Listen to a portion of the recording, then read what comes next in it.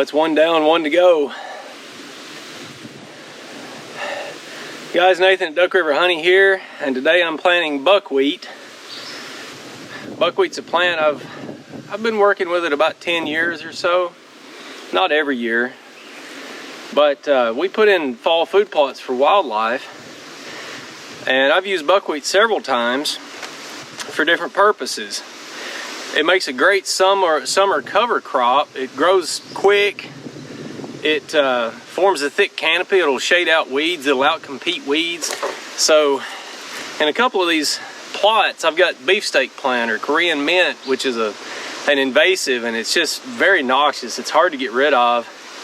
So I'm hoping that by disking these plots, which are in volunteer clover basically, after this one was in brassicas and the other one was in fall rye grain and winter wheat, and I'm hoping that by disking this up and planting the buckwheat, it will help to get rid of the beefsteak plant.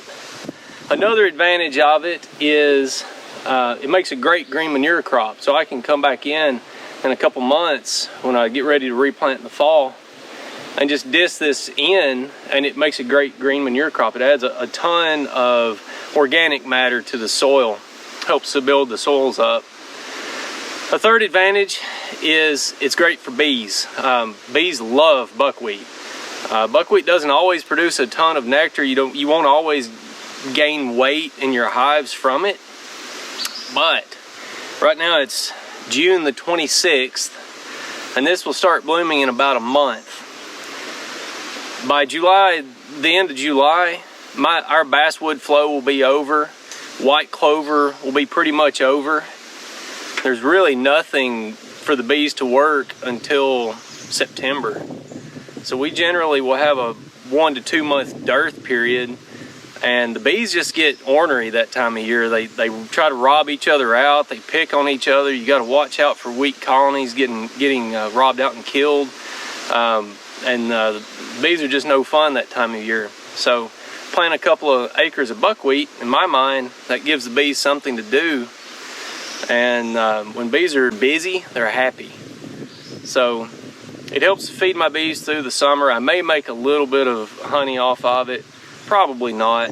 Builds the soils and helps to get rid of my beefsteak plant problem that I've got. So all that I've done on these is to disc 2 rounds on everything. And on this one, I just sowed the buckwheat on top of the ground because this was in brassicas last year. The bulbs, radish and turnip bulbs, decompose, and it leaves the soil not compacted. It really helps to alleviate soil compaction. So this discs up better than the other one did. And so I've got a lot of open ground here is what I'm saying. I've got a decent seed bed, and I planted heavy. So I'm not gonna do anything else to this one, but on the other one, I'm gonna sow it heavy, and then I'm going to disc 1 more round, and that should help get the seed down to soil contact. In my experience, buckwheat is extremely precocious, vigorous growing. If it hits dirt and smells water, it's gonna sprout and try to grow. I've seen seed laying on a rock that got wet, and it was trying to sprout and grow. So it's a neat plant. A lot of good reasons to plant it.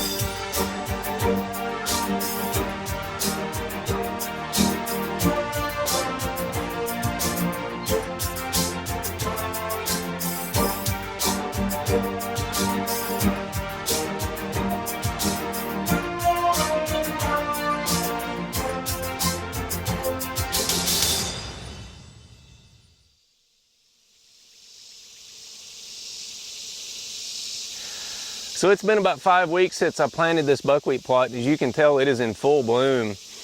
I am surrounded by millions of bees. There's a lot of honeybees because this is close to my hives, but I've seen mason bees, miner bees, a black bee that I can't identify, tons of bumblebees. It's amazing. I got to say that it's really satisfying to put work into something like this and then be able to sit here surrounded by the life that I'm benefiting. So it's just super, super cool, super rewarding. I'll say that we're in a dearth here in Tennessee. Our last major nectar flow was basswood. That ended in the first part of July. It's now the last day of July. And we've been above 90 degrees for a week. It's been hot for a couple of weeks, and we've been dry as well. So we're in a nectar dearth. And because of that, this plot, the timing of this bloom is on purpose. So I'll try to explain the strategy and the timing of this by reading a passage from Shannon Trimboli's book, Plants Honeybees Use in the Ohio and Tennessee Valleys. Knowing the major honey plants for your area and when they bloom is important because those are the honeybees' preferred forage.